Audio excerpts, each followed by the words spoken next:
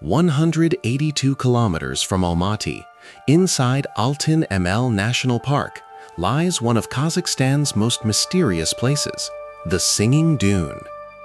This massive sand dune rises about 150 meters high and stretches nearly 3 kilometers long. But its true secret is not its size.